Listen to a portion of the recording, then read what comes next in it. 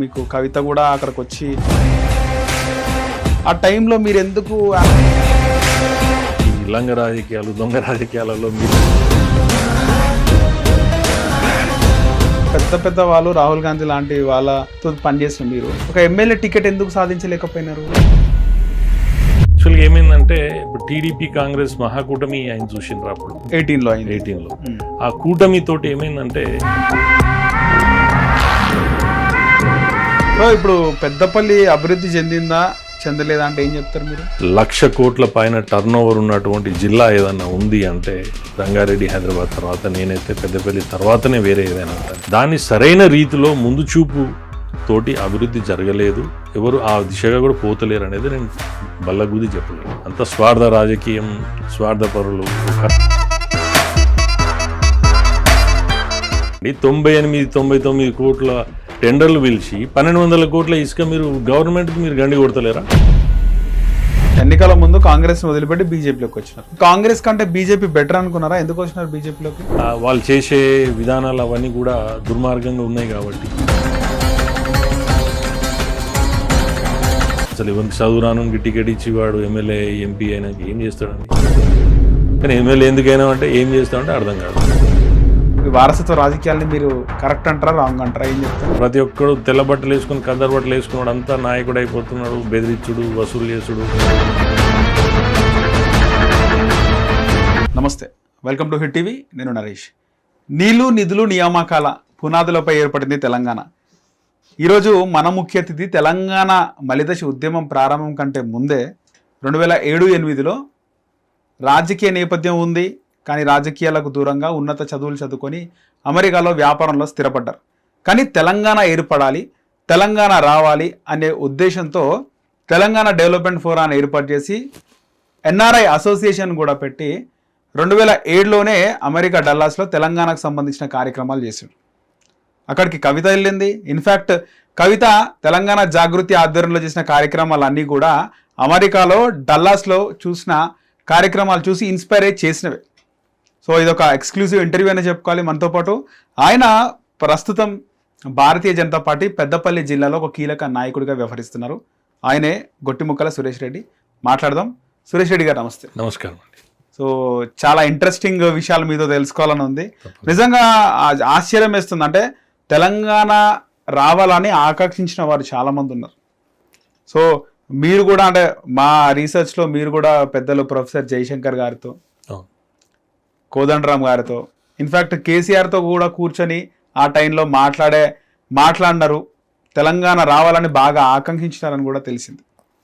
So నిజంగా అసలు మీరు ఎప్పటి నుంచి అంటే రాజకీయాల్లో రావాలనుకున్నారా, లేకపోతే తెలంగాణ ఏర్పడితే బాగుంటుంది అని ఒక ఆకాంక్ష ఉండేనా మీకు? అంటే మీకు చెప్పాలంటే రాజకీయాల్లోకి రావాలనే ఉద్దేశం కాదు, కానీ అప్పుడు ఎప్పుడైతే 2001 తర్వాత తెలంగాణ ఉద్యమం ఇక్కడ ఏదైతే మొదలైందో మేము అబ్జర్వ్ చేసినటువంటి అన్ని చాలా సమస్యలు కావచ్చు, లేకపోతే నీళ్లు నిధులు నియామకాలను ఏదైతే చెప్పినరో అవన్నీ మేము కూడా ఇంత జరిగిందా అని మేము తెలుసుకున్న తర్వాత ఇప్పుడు జయశంకర్ సార్ గారు, కోదండరామ్ గారు, తర్వాత నీటిపారుదల నిపుణులు విద్యాసాగర్ రావు గారు, అంటే పలు సందర్భాలలో కేసీఆర్ గారితో కూడా ఢిల్లీలో ఉన్న తర్వాత ఇక్కడ తెలంగాణ భవనం కట్టే సందర్భాల్లో కూడా కూర్చొని మాట్లాడేటువంటి, తర్వాత అక్కడ ఉన్నా కానీ జరుగుతున్నటువంటి అన్యాయాన్ని మన వంతుగా మేము ఏ విధంగా పార్టిసిపేట్ కావచ్చు, జరుగుతున్న అన్యాయాన్ని ఇక్కడ గ్రౌండ్ మీద ఏ విధంగా మేము సపోర్ట్ చేయాలనే ఉద్దేశంతో అక్కడ already existing Telangana development forum అని ఒక ఆర్గనైజేషన్లో చారిటీ కార్యక్రమాలు చేస్తుండేది అంతకుముందు. ఈ సందర్భంగా తెలంగాణ ఉద్యమంలో దృష్టిలో పెట్టుకుని అందులో కూడా సెకండ్ గ్రాండ్ ప్యాటర్న్గా జాయిన్ అవ్వడం, తర్వాత తెలంగాణ ఎన్ఆర్ఐ అసోసియేషన్గా బాస్టన్లో చేయడం, ఒక 19 సిటీలలో 20 మంది 50 మంది పార్కులలో పోయి ఇంట్లో వండుకొని పోయి బతుకమ్మను మన కల్చర్ని ప్రొటెక్ట్ చేస్తూ చేయడం. అక్కడికి వచ్చినటువంటి కోదండరామ్ సార్ కావచ్చు, తర్వాత విద్యాసాగర్ రావు కావచ్చు సార్, వీళ్ళందరితో కూడా మేము అక్కడ బాస్టన్లో, MITలో, హార్వర్డ్లో ఈ సెమినార్లు పెట్టించి నీళ్ళ గురించి, నిధుల గురించి అక్కడ ఉన్నటువంటి మన తెలుగు ప్రజల్లో కూడా తెలంగాణ ఆంధ్ర అని ఏదైతే ఉందో వాళ్ళతో డిస్కషన్లో, వాళ్ళతో ఆర్గ్యుమెంట్లు చేసి మా వంతుగా ఇక్కడ ఓయూ స్టూడెంట్స్ కావచ్చు, తర్వాత వివిధ జిల్లాల్లో జరుగుతున్నటువంటి ఈ తెలంగాణ ఉద్యమానికి మేము పూర్తి స్థాయి మద్దతు తెలిపినాం. ఏదో రాజకీయంలో రావాలి, ఏదో నిల్చోవాలని కాదు, కానీ మన ప్రాంతానికి జరుగుతున్నటువంటి అన్యాయంలో మా వంతుగా మేము పార్టిసిపేట్ కావాలనేది ఉద్దేశంతో మేము పార్టిసిపేట్ చేసినాం. ఓకే. సో ఆ తర్వాత అనుకోకుండా రాజకీయాల్లోకి వచ్చారు ఇంకా అంతే. అంటే విధంగా ఏమైందంటే ఏదో ఒక తపన ఉండేది.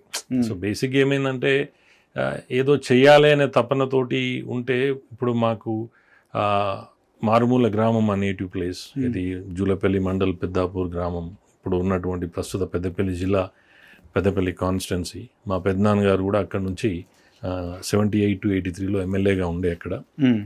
సో దాదాపు 40-50 ఏళ్ళ రాజకీయ నేపథ్యం ఉన్నటువంటి కింది గ్రామస్థాయి నుంచి సమితి ప్రెసిడెంట్ నుంచి ఎమ్మెల్యే అయినటువంటి వ్యక్తి. సో అయినా కానీ మాకు రాజకీయంలోకి రావాలి, చేయాలనే ఉద్దేశం లేదు.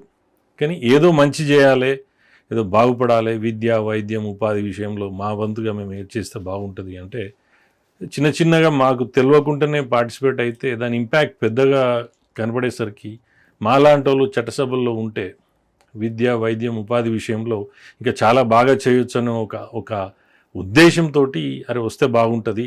ఇప్పుడు మేము మామూలుగా తక్కువ ఎఫర్ట్ పెడితేనే కొన్ని వేల మందికి మేము చేయగలిగినాం. మాలాంటి వాళ్ళు చట్టసభల్లో ఉంటే కొన్ని లక్షల మందికి ఈ ప్రాంతం బాగుపడుతుంది. విద్య విషయం కావచ్చు, వైద్యం విషయం కావచ్చు, ఉపాధి విషయం కావచ్చు. మాకున్న విజన్ ఎట్లా అంటే మేము 4 దేశాలలో వ్యాపారం చేసి ఈ టెక్నాలజీ కావచ్చు, హెల్త్ కేర్ కావచ్చు, ఎడ్యుకేషన్ కావచ్చు, ఈ ఇన్నోవేషన్ ఫీల్డ్లో కావచ్చు, వివిధ రంగాల్లో చేసినటువంటి దాంతో మేము కూడా చేస్తే ఇక్కడ అన్ని కుటుంబాలు బాగుపడతాయనే ఉద్దేశంతో అంటే ఈ మార్గం ఎంచుకోవడం జరిగింది. ఓకే. తెలంగాణ ఉద్యమం టైంలో మీరు యాక్టివ్గా ఉన్నారు. ఆ టైంలోనే బీఆర్ఎస్లో జాయిన్ అయిపోయారు. బీఆర్ఎస్ కానీ ఎన్ఆర్ఐ వింగ్లో పనిచేసినారు అంతే. అంటే ఇదంతా ఎన్జిఓ ఆర్గనైజేషన్స్లో పనిచేసిన, పొలిటికల్ పార్టీలో ఎప్పుడూ జాయిన్ కాలేదు. నేను 2016-17 వరకు ఏ పార్టీలో జాయిన్ కాలేదు. ఓకే. సో మీకు బీఆర్ఎస్లోకి అప్పుడు టీఆర్ఎస్లోకి పోవాలని లేకుండా ఇంకా అంటే రాజకీయం చెప్తారు కదా ఎవరో ఒకరు, అరే మీ పెద్దనాన్న ఎమ్మెల్యేగా పనిచేసినాడు నువ్వేందుకు పోవద్దు అని. అంటే అట్లా లేదు, కానీ మేము చెప్తున్నాం కదా, అంటే ఏదో చేయాలి, ప్రాంతం బాగుపడాలి, ఇక్కడ విద్యాపరంగా, వైద్యపరంగా, ఉపాధి పరంగా ఏదో చేయాలనే ఉద్దేశమే ఉండేది తప్పితే ఎప్పుడైతే వీళ్ళందరితోని ఈ తెలంగాణ ఉద్యమంలో పనిచేసినాక అరే మనం చేసే ఎఫర్ట్ కనుక చట్టసభల ద్వారా పెడితే ఇంకా బాగా అవుతుంది అనే ఉద్దేశంతో అప్పుడు మాకున్న నేపథ్యంలో కాంగ్రెస్లో రావడం జరిగింది. కాంగ్రెస్లో అప్పుడు కూడా ఎట్లా అంటే లేట్గా రాజకీయాల్లోకి వచ్చినారు. అయితే చాలా లేట్గా వచ్చింది. అంటే ఆ విధంగా చూస్తే మధ్యలో, ఎందుకంటే ఇన్ని యాక్టివిటీస్ చేసినారు కదా, ఇన్ని యాక్టివిటీస్ చేసినప్పుడు వెంటనే మీకు కవిత కూడా అక్కడికి వచ్చి ఆమె పార్టిసిపేట్ చేసింది. బతుకమ్మ కానీ తెలంగాణ కల్చరల్ ప్రోగ్రామ్స్ అన్నీ కూడా చేస్తారు. అక్కడ చేసి ఆమె ఇన్స్పైర్ అయ్యి ఇక్కడికి వచ్చి ఆమె కూడా చాలా యాక్టివ్గా ఉర్రూతలోకి ఇచ్చింది ఆ కార్యక్రమాలతో. ఆ టైంలో మీరు ఎందుకు యాక్టివ్ రోల్ తీసుకోవాలనిపించలేదు? ఎవరు మీకు చెప్పలేదా, మీకు అనిపించలేదా? అంటే ఇప్పుడు ఎవరో చెప్తే కాదు, అంటే ఇప్పుడు మీకు రెగ్యులర్గా మీరు ఈ మధ్యలో చూస్తుంటారు, రాజకీయం అనేది ఒక బిజినెస్ లేకపోతే ఒక ఉద్యోగమో వ్యాపారం లెక్క చేస్తున్నారు. మాదేమో ఒక ప్యాషనేట్గా రావాలండి, ఒక ప్యాషనేట్ పాలిటీషియన్. అంటే ఏదో చెయ్యాలనే తపనతోటి నలుగురు బాగుపడాలి అనేది. ఎందుకంటే మా కుటుంబంలో అంత సేవ చేయాలనే ఉద్దేశంతోనే రాజకీయం చేసినారు అప్పుడు, కానీ డబ్బులు సంపాదించాలి, ఆస్తులు పెంచుకోవాలనే ఉద్దేశంతో ఎన్నడూ లేదు. కాబట్టి మాకు అసలు ఆ దృష్టి పోనీయలే.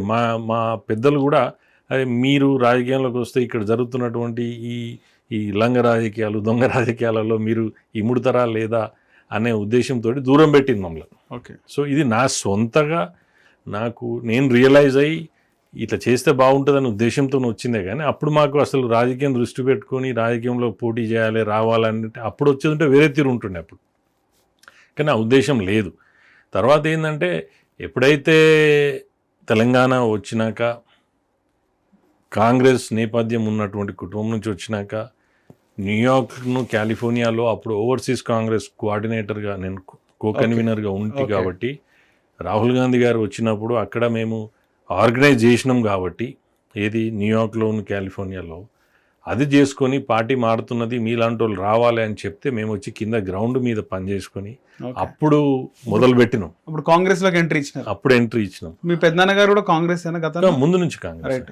బ్లడ్ లో ఉంది అప్పుడు ఆ జమానాల్లో కమ్యూనిస్ట్ కాంగ్రెస్ తప్పితే వేరే ఏం లేవు కదా. Janata party, communist, Congress 3 party అవి తప్పితే వేరే ఏం లేవు అప్పుడు. కాబట్టి అప్పుడు వచ్చి గ్రౌండ్ మీద సిన్సియర్గా పని చేసుకున్నాం.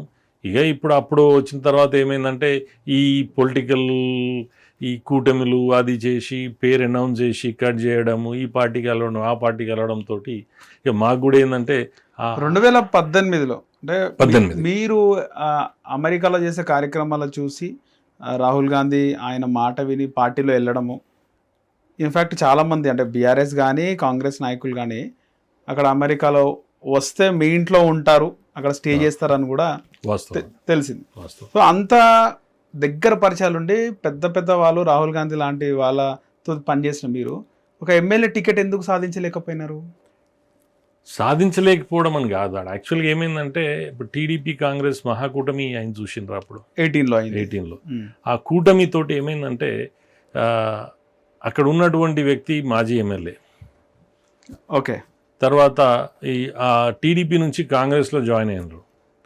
సో వాళ్ళు ఒక టైప్ ఆఫ్ ఒత్తిడి తీసుకొస్తే హైకమాండ్ అప్పుడు ఏమందంటే సరే మేము సురేష్తో మాట్లాడి మేము కన్విన్స్ చేసుకుంటాం, సో ఇది కానివ్వండి ఇప్పుడు అని చెప్పేసి మమ్మల్ని కన్విన్స్ చేసిన. ఎందుకంటే వాళ్ళకి ఇస్తా అన్న ప్రామిసెస్ కూడా పూర్తి స్థాయిలో ఫుల్ఫిల్ చేయలే వాళ్ళకి. ఓకే, కాబట్టి మాలాంటి వాళ్ళను కొంచెం కన్విన్స్ చేసి పక్కకు పెట్టడం జరిగింది.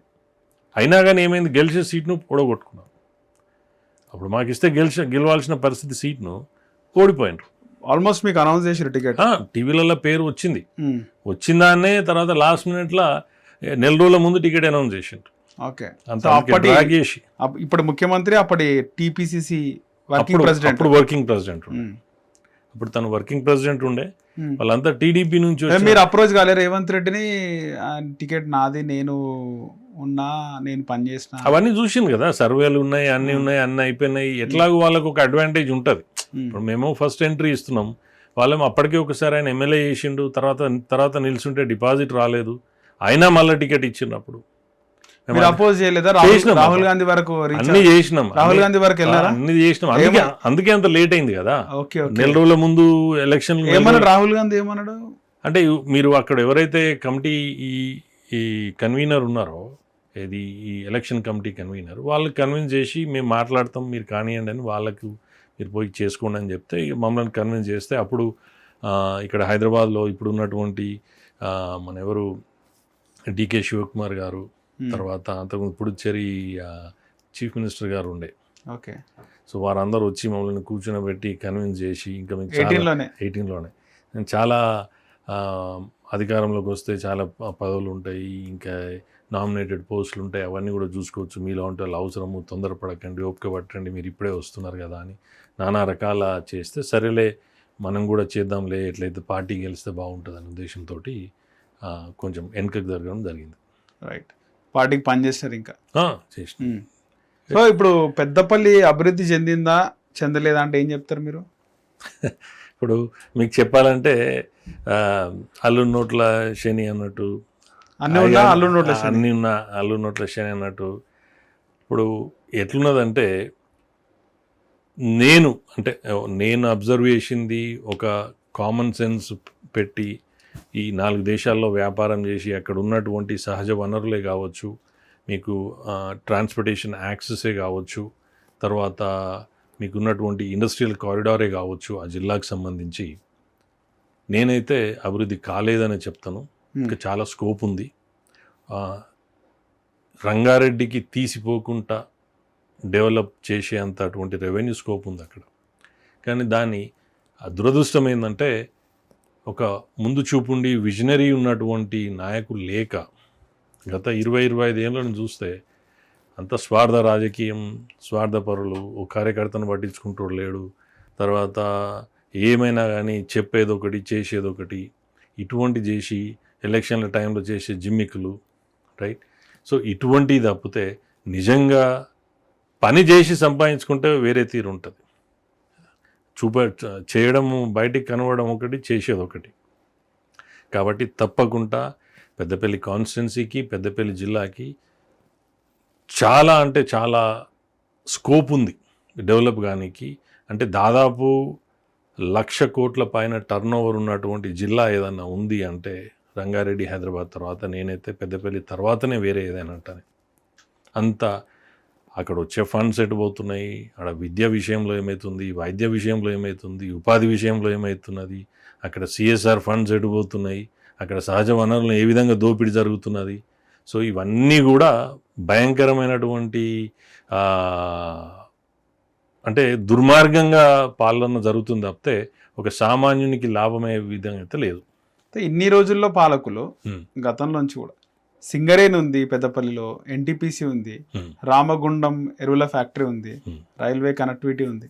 ఇన్ని ఉన్నాక పెద్దపల్లి అభివృద్ధి చెందలేదు అంటున్నారు. అసలుకి నేను చెప్తా, మీరు చూడండి. అంటే ఇవన్నీ చేస్తేనే కదా అభివృద్ధి చేస్తేనే కదా ఇవన్నీ వస్తాయి. అంటే అభివృద్ధి అంటే ఇప్పుడు సరే, ఇప్పుడు వెనకట మనకు కాలినడకన పోయేది, కాలినడకన పోతే తర్వాత మనకు కచ్చా రోడ్ వచ్చింది, తర్వాత సిమెంట్ రోడో డాంబర్ రోడో వేసిండ్రు, రైట్. అది రానున్న ఈ మార్పులో భాగంగా అది నెసెసిటీ, అది అభివృద్ధి కాదు. అప్పుడు మనకు బండ్లు లేవు కాబట్టి ఎడ్ల బండ్లో లేకపోతే సైకిలో లేకపోతే 2 వీలరో మీద ఉండే. ఇప్పుడు ప్రతి ఒక్కడు కారు, అన్ని 4 వీలరు హెవీ వెహికల్స్ కూడా వస్తున్నాయి కాబట్టి అభివృద్ధి అనుకోద్దా, అవన్నీ అభివృద్ధి అనుకోదా? రోడ్లు వేయడం కంపల్సరీ. ఇప్పుడు మనకు రోడ్లు, రైల్వే కనెక్టివిటీ ఇవన్నీ అభివృద్ధి అనుకోద్దా? ఇప్పుడు మీరు వెనకట చాలా ఏళ్ళ కింద గట్క తిన్నారు జనాలు. అంటే కొంత జనరేషన్ మారింది అనుకోవచ్చు, ట్రాన్స్ఫర్మేషన్ అయింది కదా. అయినప్పుడు గట్క తిన్నా తిండే కదా, అది కూడా తిండే. మరి ఇప్పుడు మీరు బాస్మతి బియ్యం తింటున్నారు, తర్వాత సన్న బియ్యం తింటున్నారు, అన్ని నానా రకాల తింటున్నారు. దాన్ని అభివృద్ధి అంటారు. అది దీనిపైన ఏం చెప్తారు మరి? ఇప్పుడు వచ్చిన కంపెనీలో సింగరేణి, అదే చెప్తున్నా నేనేమంటున్నా అంటే, మీరు పెద్దపల్లి తీసుకుంటే హైదరాబాద్ నుంచి రాజీవ్ రహదారి ఉందండి. ఇప్పుడు నార్త్ సౌత్ కనెక్టివిటీ ఉన్నటువంటి రైల్వే యాక్సెస్లో మీకు మా ఓన్లీ పెద్దపల్లి కాన్స్టిట్యున్సీ అంటున్నాం, జిల్లా కాదు, పెద్దపల్లి కాన్స్టిట్యున్సీలే అసెంబ్లీ నియోజకవర్గంలో పెద్దపల్లి, ఓదెల, సుల్తానాబాద్ 3 మండలాలకు యాక్సెస్ ఉంది, రైట్. తర్వాత మళ్ళీ జిల్లా తీసుకుంటే రామగుండం ఉంది పెద్దది, రైట్. తర్వాత మీకు సుల్తానాబాద్ ఒక మండలంలోనే ఏషియాలోనే టాప్ 5లో ఉన్న రైస్ మిల్లు ఉంటాయి ఏషియాలోనే. సుల్తానాబాద్ 220 చిల్లర రైస్ మిల్లు ఉంటాయి. వ్యవసాయ ఆధారిత ప్రాంతం, నీళ్లు ఉన్నాయి, సహజ వనరులు, క్రషర్ కావచ్చు, గ్రనైట్ కావచ్చు, ఇసుక కావచ్చు, తర్వాత ఇప్పుడు చెప్పినటువంటి ఈ రైస్ మిల్లు, రైట్.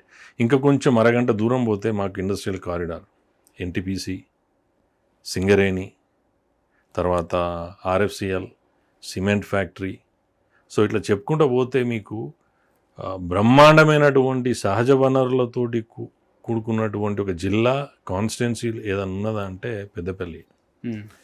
దాన్ని సరైన రీతిలో ముందు చూపు తోటి అభివృద్ధి జరగలేదు, ఎవరు ఆ దిశగా కూడా పోతలేరు అనేది నేను బల్లగుద్ది చెప్పగలుగుతాను. మాలాంటి వాళ్ళు వస్తే మీరు చూడండి, విద్యా విషయంలో ఏం జరిగిందండి అభివృద్ధి? ఆడ అప్పుడే 30-40 ఏళ్ళ కింద పెట్టిన కాలేజీలే. ఇప్పుడు ఇంత ఇండస్ట్రియల్ కారిడార్ ఉంది, స్కిల్ బేస్డ్ ఎడ్యుకేషన్ సిస్టమ్ ఏమైనా తీసుకొచ్చారా? ఇప్పుడు చిన్నదే కావచ్చండి, అందరు ఇంజనీర్లు, డాక్టర్లు కావాలని అవసరం లేదు కదా. స్కిల్ బేస్డ్ ఆ ఒక్కడున్నటువంటి పరిసరాలకు సంబంధించిన స్కిల్ బేస్డ్ వచ్చి అగ్రెసివ్గా ఎవరు చేస్తున్నారు? చేయట్లేదు. ఓకే, సహజ వనరులు ఏమవుతున్నది? మీకు ఇసుక విషయం చెప్తాను. మీకు మానేరు డ్యాంలో కూడా ఇసుక పైన మీరు చాలా పోరాటాలు చేసినారు. అవును, ఇసుక అక్రమ తవ్వకాలు చేసి 1000 కోట్లు గడిస్తున్నారని. అవును. అరే మీ ఆరోపణలో వాస్తవం ఉందా అంటే ఏం చెప్తారు? ఖచ్చితంగా. ఇప్పుడు ఎన్జిటి ఆర్డరే వచ్చింది కదా, ఎన్జిటి తప్పుపడుతూ కోర్టు ఆర్డరే ఇచ్చి 25 కోట్లు ఇరిగేషన్, 25 కోట్లు మైనింగ్కు వాళ్ళు ఫైన్ వేసింది కదా, గోదావరి రివర్ బోర్డుకు కట్టాలని చెప్పేసి. ఇప్పుడు పెద్దపల్లి కాన్స్టిట్యున్సీలో మానేరు పరివాహక ప్రాంతంలో 19 చెక్ డ్యామ్ల కింద డీసిల్టేషన్ ప్రాసెస్ అనేది ఒక ప్రాసెస్ పెట్టేసి దాని కింద అసలు చెక్ డ్యామ్లు కట్టలేదు. 19 రీచ్లకు అనుమతిస్తే అందులో 5 మాత్రమే కట్టిండ్రు, అందులో 3 కొట్టుకపోయినాయి, మిగతాది కన్స్ట్రక్షన్ స్టార్ట్ చేసిండ్రు.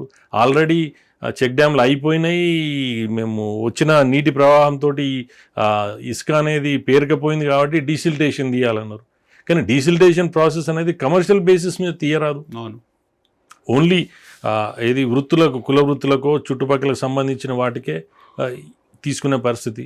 కానీ మీది లెక్కలేదు. రోజు 4 కోట్ల ఇసుక పోయింది ఓన్లీ మా పెద్దపల్లి కాన్స్టిట్యూన్సీ. 4 కోట్ల సంవత్సరం ఇసుక 4 కోట్ల ఇసుక ఈ 19 రీచ్లలో. ఓన్లీ కాన్స్టిట్యున్సీ అంటున్నా, అసెంబ్లీ కాన్స్టిట్యున్సీ అంటున్నా, జిల్లా కాదు.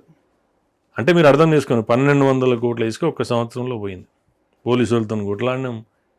నా సొంత దాంతో మానేరు పరిరక్షణ సమితి అని ఇక్కడ ఉన్నటువంటి కొంచెం పెద్ద మనుషులతోటి, ఎందుకంటే తాగునీరు, సాగునీరు రైతుకు ఇబ్బంది అవుతుంది అనే ఉద్దేశంతో ఆ ప్రాంతం అంతా చెడిపోతుంది. ఎందుకంటే వ్యవసాయ ఆధారిత ప్రాంతం కాబట్టి అక్కడ వాళ్ళు ఆ మానేరు వాగులో బోర్లు వేసుకోవడం, బాయిలు తవ్వుకోవడం, అక్కడ నుంచి నీళ్లు ఈ పంట పొలాలు తీసుకుంటారు కాబట్టి అవన్నీ నష్టపోయినరు.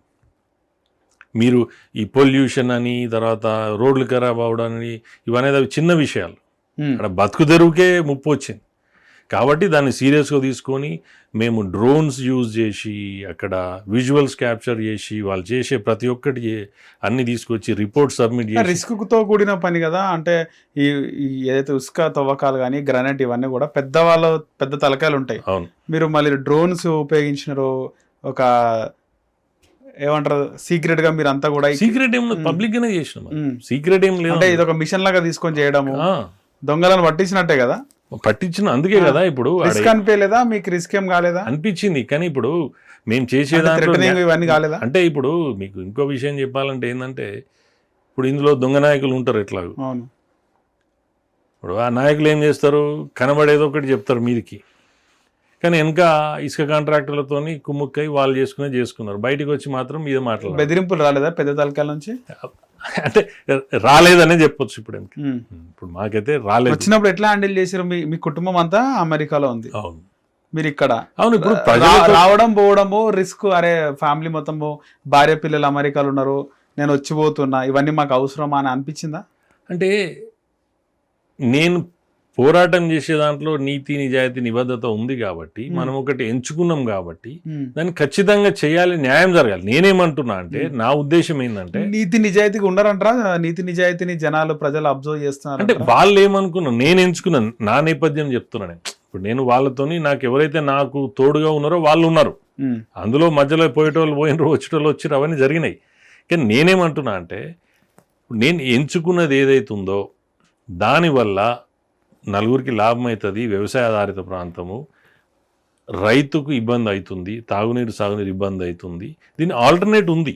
నేనేమంటున్నా, ఇప్పుడు మీ ఊరు ఉందండి, మీ వెనకనే మానేరు వాగుపోతున్నది. అక్కడ అన్ఎంప్లాయిడ్ యువత ఉన్నారు. ఆడ ఏం జరుగుతున్నదంటే, నాకు ఎక్కడైతే ఇబ్బంది ఏడనిపించిందంటే, చదువుకున్నాడు, ఉద్యోగాలు లేవు, ఊర్లో ఉన్నారు. వాళ్ళ ఊర్లో నుంచి ట్రాక్టర్ తోటి వాళ్ళు 2000 రూపాయలు, 3000 రూపాయలకు, 1600లకు ట్రిప్పు ఇసుక కొడితే అక్కడ ఉన్నటువంటి అడ్మినిస్ట్రేషన్ ఆఫీసర్లంతా, అంటే పోలీస్ వ్యవస్థ కావచ్చు, రెవెన్యూ కావచ్చు, ఇంకెవరైనా కావచ్చు, వాళ్ళని పట్టుకోవడము, బెదిరియడము, 5000 రూపాయలు ఫైన్ వేయడము, పోలీస్ స్టేషన్లో పెట్టడము. అది ఎక్కడ న్యాయం మరి? అంటే మీ ఇంటెనుకున్నది మీ వనరులు తీసుకుపోతేనేమో మీకు తప్పు పడుతుండ్రు. వాడు ఎక్కడో ఏదో రాష్ట్రం నుంచో, లేకపోతే ఇంకేదో పక్క రాష్ట్రం నుంచో, పక్క జిల్లా నుంచో, ఎక్కడి నుంచో వచ్చి వాడు కోట్లు తీసుకొని పోతే నేనేమంటున్నా, ఒక పద్ధతిలో తీసుకుపోండి. ఆ ఊరికి ఏం చేస్తారో చెయ్యండి మీరు. అవును.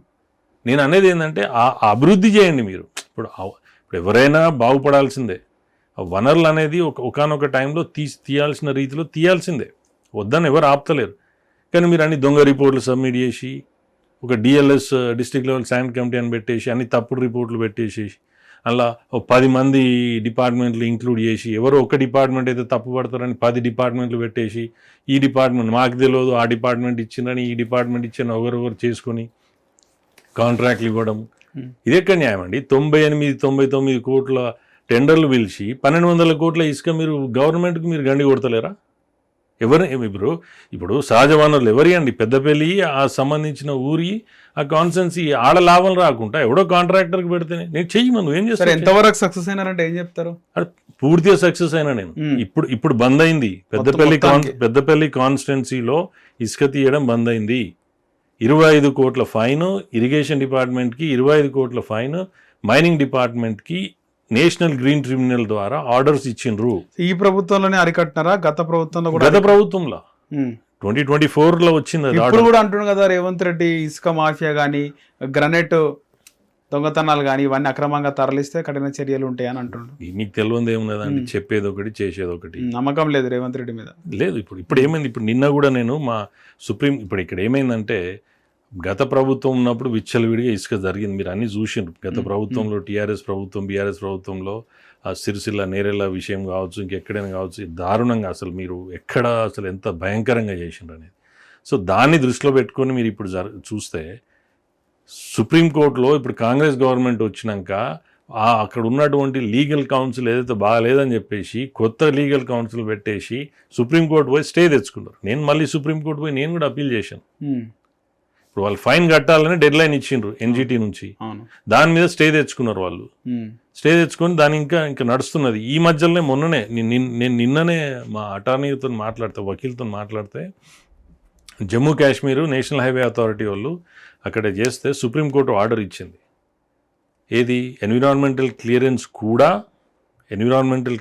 కూడా మీరు ఇయ్యరాదు.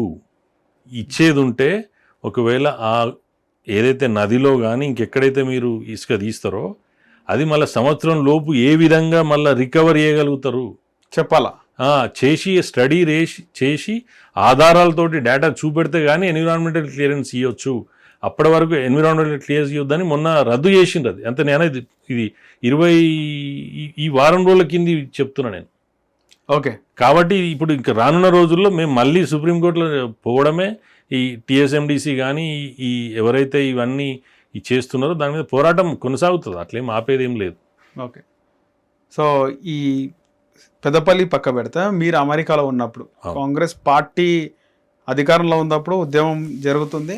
ఆ టైంలో కవిత కానీ కేటీఆర్ కానీ అమెరికాకి వస్తే మీ ఇంట్లో ఉండేవాళ్ళంట, నిజమేనా? అది తప్పు కాదా? కవిత కేటీఆర్ వచ్చినప్పుడు ఉండడం తప్పు కాదు. ఎవరున్నారు మళ్ళీ బీఆర్ఎస్? జనరల్ గా మనకి తెలంగాణ ఉద్యమానికి సంబంధించిన కోదండరాం సార్ లాంటి వాళ్ళు వచ్చినప్పుడు వాళ్ళు ఉంటుండే తప్ప. ప్రొఫెసర్ జయశంకర్ గారు కూడా చాలా తక్కువ సార్లు వచ్చారు అమెరికాకు. తను నాకు తెలిసి ఒకటేసారి వచ్చినట్టు. ఓకే, సో మీరు ఎన్ఆర్ఐ అసోసియేషన్ పెట్టుకోవడం, యాక్టివ్గా ఉండడంతో మీ ఇంట్లో ఉంటుండే ఇంకొచ్చి. అంటే ఫస్ట్ బాస్టన్లో ఉన్నాను, బాస్టన్ తర్వాత డాలస్ మూవ్ అయినాను. 2007 కంటే ముందు బాస్టన్లో ఉన్నాను, బాస్టన్ తర్వాత డాలస్ మూవ్ అయినా. ఓకే, సో కవితని ఎప్పుడు కలిసినారు ఫర్ ద ఫస్ట్ టైం? అంటే ఎప్పుడు కలిసినారు? బహుశా ఎగ్జాక్ట్గా అంటే తెలియదు కానీ 2008-09లో కలిశాను అక్కడ. ఓకే, ఇంకా ఆ ఎన్నికలు జరగకముందుకే, ఈ హెసిటేషన్ స్టార్ట్ కాకముందుకే? అంటే తను ఇంకా అప్పటికి ఇంకా ఎంపీ కాలేదు. ఎంపీ అయింది 2014లో. సో అంటే తెలంగాణ ఉద్యమం స్టార్ట్ కాకముందుకే మీరు అక్కడ కలిసినారు. అంటే బేసిక్ ఏంటంటే అప్పుడు పార్టీలు చూడలే కదా, ఈ పార్టీ ఆ పార్టీ కదా, తెలంగాణకి ఎవరు అనుకూలంగా ఉంటే వాళ్ళతో కలిసి పనిచేసి. ఏముంటుండే ఆమె మైండ్ సెట్ కానీ ఆమె ఉద్దేశం ఏ విధంగా ఉంటుండే? ఏం షేర్ చేసుకున్నప్పుడు? అంటే అప్పుడు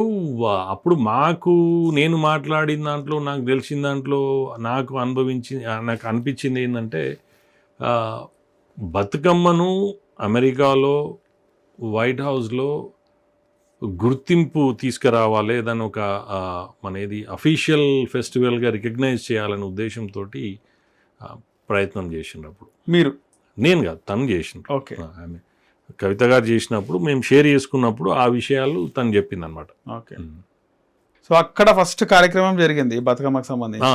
అప్పుడు 2008 అనుకుంటా బహుశా. అంటే అంతకంటే ముందు ఒకసారి అప్పుడు పురంధేశ్వరి గారు కూడా సెంట్రల్ మినిస్టర్ ఉండే అప్పుడు. ఓకే, ఉన్నప్పుడు కూడా వచ్చినప్పుడు పెద్ద ఎత్తున 2007లో మేము చేసినాం అక్కడ డాలస్లో. దాని తర్వాత నెక్స్ట్ ఇయర్ మేము మా తర్వాత వచ్చే నెక్స్ట్ వాళ్ళకు మేము మీరు చేయండి అని చేసే క్రమంలో అప్పుడు కవిత గారు వచ్చిండ్రు అప్పుడు 2008-09 ఇయర్లో. ఓకే, సో ఆ టైంలో బాగా కార్యక్రమాలు చేయడం, తెలంగాణ సాంప్రదాయ కార్యక్రమాలు అక్కడ కాదు, ఇక్కడ కూడా మీకు ఇంకో విషయం చెప్తాను. రైట్, అక్కడ ఇన్స్పైర్ అయ్యా ఆమె ఇక్కడ వచ్చి Telangana first time tank bund మీద బతుకమ్మ ఎత్తుకున్నది అక్కడ వచ్చిన తర్వాతనే. అదే అక్కడ ఇన్స్పైర్ అయ్యి ఇక్కడ వచ్చి అరే మనము దేశంలోనే చేసినాము, మన తెలంగాణ గడ్డ మీద ఎందుకు చేయదు? ఇప్పుడు కూడా మీరు చూడండి, అప్పుడు చేసినప్పుడు ఒక ఆర్గనైజేషన్లో చేసేది, ఇప్పుడు 3 ఆర్గనైజేషన్లో డాలస్లో అసలు మీరు కని విని ఎరగని రీతిలో దసరా ఇక్కడ కూడా అంత సాంప్రదాయబద్ధకంగా జరగదు. కట్టు బొట్టు పెట్టుకొని మీరు అక్కడ మహిళలు బతుకమ్మ ఆడము చేయడము దాదాపు 3 ఆర్గనైజేషన్ చేస్తే ఎక్కడ కూడా 5 నుంచి 7,000 మంది స్టేజ్ మీద బతుకమ్మ ఆడుతూ మీకు కనిపిస్తారు అక్కడ. అటువంటి చైతన్యం ఉన్నటువంటి ప్లేస్ అది. అఫీషియల్గా కొన్ని సిటీస్ అయితే ఆ రోజు ఏదైతే ఒక రోజు ఉంటుందో బతుకమ్మ రోజు రికగ్నైజ్ చేసిన రోజులు ఉన్నాయి. దాంతోపాటు మేము ఉద్యమం నడిచినప్పుడు ఇక్కడ ఓయూ స్టూడెంట్ ఆర్గనైజేషన్స్కి మా వంతుగా మేము సహాయ సహకారాలు అందించినాం. తర్వాత మా ఊర్లో మా మండలంలో అయితే 1 సంవత్సరం పాటు ఉద్యమం చేపించినాం. ఎట్లా అంటే చైతన్యం చేసడానికి అప్పుడు ధూమ్ధామ్ కార్యక్రమాలు బాగా జరుగుతుండే. స్టార్టింగ్లో అందరూ హైదరాబాద్ నుంచి కళాకారులు వీళ్ళంతా కూడా దొరకడం కష్టం ఉంటుండే. ఓకే. సో అక్కడ లోకల్ టాలెంట్ని మేము ప్రోత్సహించి వాళ్ళకి కావాల్సినటువంటి అన్ని ఈ డోలు గజ్జె డప్పు గొంగడి ఇటువంటి అన్నీ చేసి వాళ్ళకు ప్రతి ఊరు కూడా తిప్పించినాం మేము. ఓకే. అవన్నీ కూడా చేసినాం. సో మా వంతుగా మేము చాలా చేసినాం లేండి. అంటే ఇప్పుడు ఈ మధ్యకాలంలో చూస్తుంటే అమెరికాలో కూడా చూస్తాం ఎట్లుంటుందంటే అలా టైం మంచిగా ఉండో అదృష్టం ఉండో లేకపోతే చదువుకొని పోతారు, 4 డబ్బులు సంపాదిస్తారు. వానికి ఏమొస్తుంది నెక్స్ట్ సోషల్ స్టేటస్ కావాలి. అవును.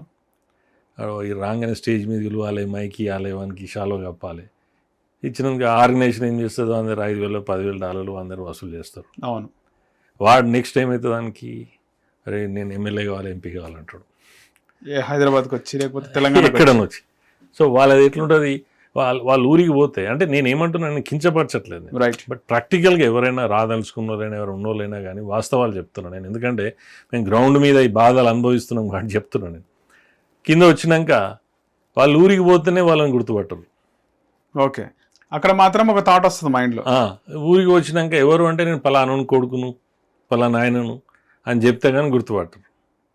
కాబట్టి అటువంటి వాళ్ళతో ఏం లాభం అండి? వాడు వస్తారు దవన టైం కలిసి వస్తే పదవి వస్తుంది కావచ్చు, కానీ సామాన్యులకు కానీ ప్రాంతానికి ఏం లాభం? ఇప్పుడు మేమున్నాము, మేము టెక్నాలజీ ఉంది. నేను అక్కడ జరిగినటువంటి మేము కంపెనీస్ వేరే కంపెనీలకు ఉన్న తర్వాత ఒక వ్యవసాయ ఆధారిత ప్రాంతం కాబట్టి ఒక సామాన్య రైతుకు ఏ విధంగా కావాలని ఒక సొల్యూషన్ డెవలప్ చేసుకుందాం. మేము ఒక పేటెంట్స్ మేము అప్లై చేసినాం, పేటెంట్స్ వచ్చినాయి, దాని ప్రోటోటైప్ కూడా ఇక్కడ ఇంప్లిమెంట్ చేసినాం.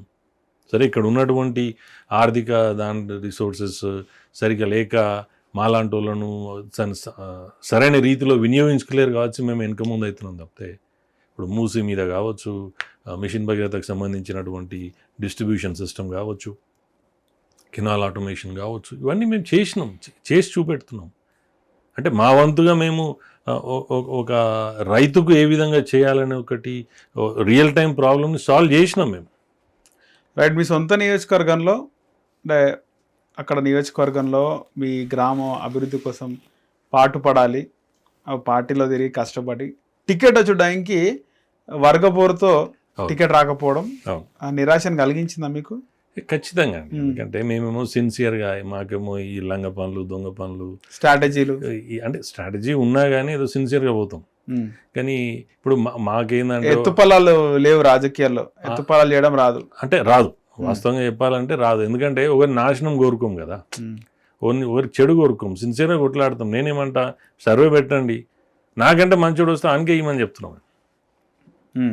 కానీ ఇప్పుడు ఏదో ఇవ్వాలని చెప్పేసి గెలిచడానికి పక్కకు పెట్టి ఓడిపోవడానికి ఇచ్చేసి ఏదో పార్టీ ఈ అభివృద్ధి పార్టీని స్ట్రెంగ్తన్ చేసే విషయం లేకుండా ఒక సామాన్య కార్యకర్తను దృష్టిలో పెట్టుకొని పనిచేయడానికి ఎక్కడో ఉండటం వచ్చి తీసుకొచ్చి పార్టీ బాగుపడతలేదు, కార్యకర్త నష్టపోతున్నాడు, అన్నీ పోతున్నాయి. కాబట్టి మేము కోరేది ఏంటంటే సిన్సియర్గా మేము కొట్లాడతాం. మేము ఏదైతే నమ్ముకున్నటువంటి ఐడియాలజీ ఏదైతే ఉందో ఆ ప్రకారమే వస్తుంది, గెలుస్తాము, మేము చేస్తాము, మాకు ఆ నమ్మకం ఉంది. ఇకని ఇవన్నీ మధ్యలో వచ్చిపోయేటోళ్ళు ఈ వర్గపౌరులు వాళ్ళ స్వార్థపరులు వాళ్ళు ఉంటారు. వాళ్ళు ఎట్లా మాకు తప్పితే ఇంకోనికి రావద్దు అంటారు, పార్టీ నష్టపోయినా మంచిదే అంటారు, కానీ మేమే ఉండాలంటారు. ఇటువంటి అన్ని పార్టీలలో ఉంటారు, అందరూ ఉంటారు. కాంగ్రెస్ పార్టీలో ఉంటూ కాంగ్రెస్ పార్టీ ఎన్నికల ముందు కాంగ్రెస్ని వదిలిపెట్టి బీజేపీలోకి వచ్చినారు. కాంగ్రెస్ కంటే బీజేపీ బెటర్ అనుకున్నారా? ఎందుకు వచ్చినారు బీజేపీలోకి? అంటే అక్కడున్న పరిస్థితులు ఒకటి, రాజకీయ పరిస్థితులు ఒకటి, తర్వాత ఇంకొకటి ఏంటంటే నా పర్సనాలిటీకి. కానీ అనుకూలంగా లేవు కదా అప్పుడు రాజకీయ పరిస్థితులు. కాంగ్రెస్కి అనుకూలంగా ఉన్నాయి, బీజేపీకి లేవు కదా. అదే అంటున్నాను నేను అదే చెప్తున్నాను. ఇప్పుడు మా రాజకీయము అప్పుడు 2018లోనే జరిగినటువంటి కూటమి, ఇప్పుడు ఉన్నటువంటి ముఖ్యమంత్రి గారు అప్పుడు వర్కింగ్ ప్రెసిడెంట్ ఉండే, అప్పుడు తన తెలుగుదేశం నుంచి వచ్చినటువంటి వాళ్ళకి సంబంధికులకు మరీ పట్టుబడి టికెట్ ఇప్పించుకున్నాడు. తర్వాత ఆయన పీసీసీ ప్రెసిడెంట్ అయిండు. పీసీసీ ప్రెసిడెంట్ అయినాక ఇప్పుడున్న పరిస్థితులలో వాళ్ళు చేసే విధానాలు అవన్నీ కూడా దుర్మార్గంగా ఉన్నాయి. కాబట్టి ఇది మనం చేస్తే మనం కూడా ఒకటి ఆల్టర్నేట్ ఏదన్నా చూడాలన్నప్పుడు మాకున్నటువంటి కుటుంబ నేపథ్యంతో అప్పుడున్న పరిస్థితులలో బీజేపీ పోవాల్సి వచ్చింది. బీజేపీ పోయినాం. బీజేపీ పోతే ఏమైందంటే ఒక డిసిప్లిన్గా, ఒక ఇంత కాకుండా కానీ ఒక పద్ధతి, డిసిప్లిన్, సిద్ధాంతంతో ఉందంటారు. ఐడియాలజీ. వర్గపూర్ లేదా కాంగ్రెస్ లాగా బీజేపీలో వర్గపూర్ ప్రతి పార్టీలో ఉంటుందండి. ఇప్పుడు టీఆర్ఎస్లో ఉంటుంది, కాంగ్రెస్లో ఉంటుంది, బీజేపీలో ఉంటుంది. అది ఎక్కువ తక్కువ, అది ఎక్కడ పోయినా ఉంటుంది, లేదని కాదు. సో కానీ ఏంటంటే పార్టీ సరైన టైంలో సరైన నిర్ణయం తీసుకుంటే పార్టీ స్ట్రెంగ్తన్ అవుతుంది. ఇప్పుడు ఆ వర్గపూర్ ఉన్నది. ఇప్పుడు ఎవరైతే కరెక్ట్ అనేది పార్టీ సరైన నిర్ణయం తీసుకోవాలి కదా. ఇప్పుడు సర్వే ఉంటుంది, వాళ్ళకి అక్కడ అన్ని వివిధ క్షేత్రాల నుంచి సంబంధించినటువంటి రిపోర్ట్స్ తీసుకొని అన్ని చూసి చేస్తేనే కదా వచ్చేది. సో వర్గం అనేది ప్రతి దాంట్లో ఉంటుంది, వర్గాలు అనేది. కానీ పార్టీ రాష్ట్ర నాయకత్వం, జాతీయ నాయకత్వం చూసుకొని అసలు పార్టీ బలపడుతుందా, నష్టపోతుందా, నమ్మకం ఉందా? భారతీయ జనతా పార్టీ బలపడుతుందనే నమ్మకం ఉందా? ఉందండి. ఇప్పుడున్న పరిస్థితుల్లో అంటే ఇప్పటికి బలపడింది, భవిష్యత్తులో అధికారం దిశగా పోతుంది అనేది ఒకటి ఉందా? ఖచ్చితంగా. ఎందుకంటే ఇప్పుడు మేము ఊర్లలో తిరుగుతుంటాం, నా దగ్గర చాలామంది వస్తుంటారు. ప్రతి ఒక్కరు కూడా ఇదివరకు ఒకసారి టీఆర్ఎస్కి అవకాశం ఇచ్చినాం, మొన్న కాంగ్రెస్కి ఇచ్చినాం, ఖచ్చితంగా మంచోళ్ళు వస్తే మేము బీజేపీని గెలిపించుకుంటాం, బీజేపీకి ఓటేస్తాం. మీకు చిన్న ఎగ్జాంపుల్ చెప్తాను. మా దగ్గర అసెంబ్లీ ఎలక్షన్ జరిగినాయి మొన్న 2023. అప్పుడు 6,380 చిల్లర ఓట్లు వచ్చినాయి క్యాండిడేట్కి, ఏది అసెంబ్లీ క్యాండిడేట్కి. అదే పార్లమెంట్కి వచ్చేసరికి 68,000 చిల్లర ఓట్లు వచ్చినాయి assembly wise, only assembly wise. Peddapalli assembly చెప్తాను. మోదీ స్వింగ్ అనుకోవచ్చు, అది వాస్తవమే. అది మోడీ గారు పార్టీ స్వింగే. బట్ అది ఇప్పుడు ఈ కాంగ్రెస్కి ఏదైతే 2023 సెప్టెంబర్ వరకు టీఆర్ఎస్ బీజేపీ మధ్య పోటీ అనుకున్నది, తర్వాత కాంగ్రెస్కి ఏ విధంగా అయితే మారిందో, ఇప్పుడు పూర్తిగా గ్రౌండ్లో ప్రజలు కాంగ్రెస్ను పూర్తిగా వ్యతిరేకించే పరిస్థితి వచ్చింది. ఎందుకంటే వాళ్ళు ఇచ్చినటువంటి హామీలే కావచ్చు, వాళ్ళు వ్యవహరిస్తున్న తీరు కావచ్చు, వాళ్ళు అన్నీ ఏవైతే వాగ్దానాలు చేసి అవన్నీ ఏదైతే ఫుల్ఫిల్ చేస్తలేరు కాబట్టి. సో దాంతో ఏంటంటే ఆల్టర్నేట్ చూస్తున్నారు పబ్లిక్. రైట్. ఆ ఆల్టర్నేట్లో బీజేపీ కనుక సరైన నిర్ణయం తీసుకొని సరైన క్యాండిడేట్కి ఇస్తే ఖచ్చితంగా గెలిచే అవకాశాలు ఎక్కువ ఉన్నాయి. ఓకే. సో మీ ఫ్యామిలీ అంతా కూడా అమెరికాలో ఉంది. సో మీరు 9 years నుంచి యాక్టివ్ పాలిటిక్స్లో ఉన్నారు.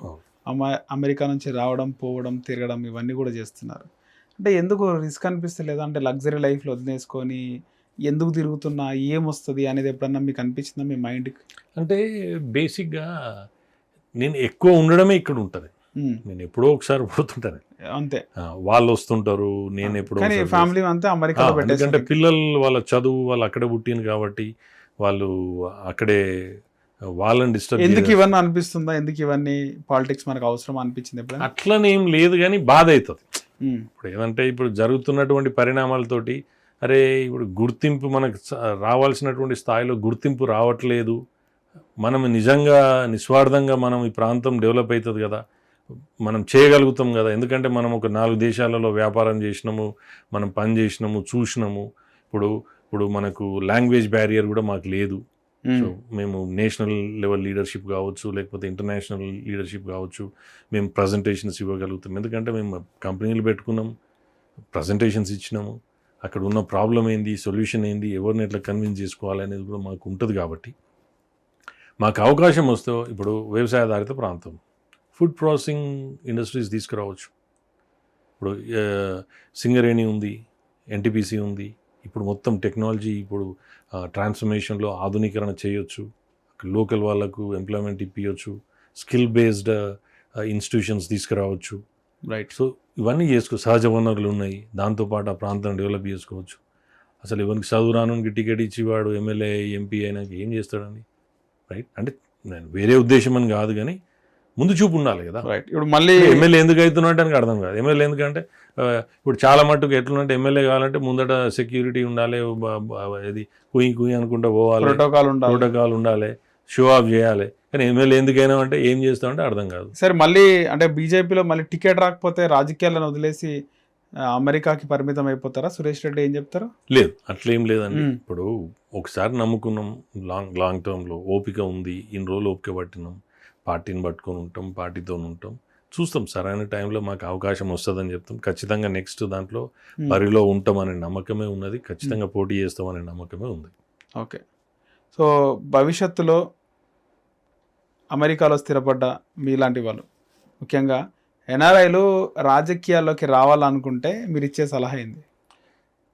అంటే నేనేమంటున్నా అంటే ఈ గ్రౌండ్ మాత్రం ఈజీ కాదండి. Okay. You have to be so thick skinned. అంటే ఇప్పుడు కింద గ్రౌండ్ మీద కూడా జనాలు చెప్పేది ఒకటి, చేసేది ఒకటి, నానా రకాలని ఎట్లా వాడుకోవాలని అట్లా వాడుకుంటారు. కాబట్టి నేను ఏమంటున్నా అంటే మీరు ఒక ప్రాపర్ స్ట్రాటజీ తోటి, ప్రాపర్ ప్లాన్ తోటి, మీకు మీరు రాగానే వర్కౌట్ అవుతుంది అనే ఉద్దేశంతో అయితే రాకండి. రైట్. అంటే అందరికంటే కొంతమంది టైమింగ్, రైట్ టైం రైట్ ప్లేస్లో ఉండే సిచ్యువేషన్ ఉంటే ఒక్కరికి ఎవరికో వచ్చిందని అందరికి అట్లా అవుతుంది అని కూడా అనుకోకండి.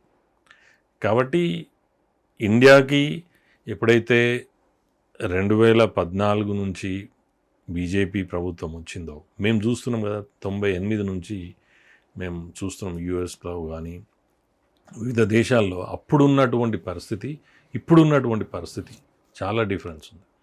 రైట్. అంటే డిఫరెన్స్ ఎట్లా అంటే అప్పుడు ఉన్నటువంటి